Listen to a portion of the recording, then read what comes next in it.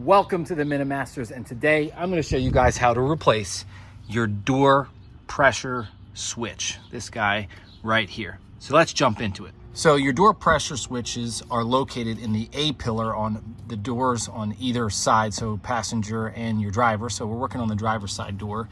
When the door is closed, presses in, turns off your dome light and your other lighting accessories. When it's open, obviously the lights come on.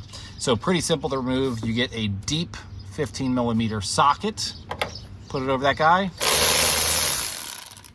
and you'll have it spun out in a jiffy.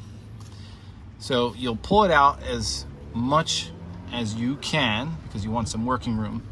Now I have this clip here and I'm just going to clip the harness a bit there.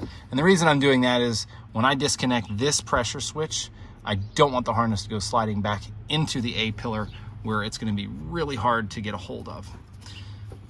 So then your next step is to pull it right out. And as you can see, when I'm pulling out and I let go, boom, harness would have went right back in there. So we have our new pressure switch right here. So I'm just going to feed that one right down there, click, and we're in.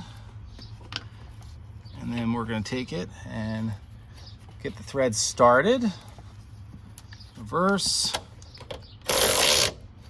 and just like that, you've replaced your switch. Now, you've probably observed that this thing sticks out way further than this one ever did.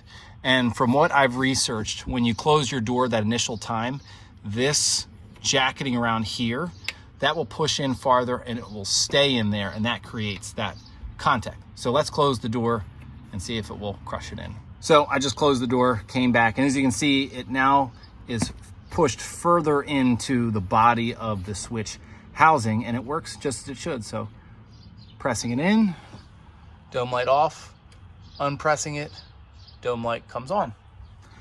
And that's it, guys. That's how you replace your door pressure switch. See ya.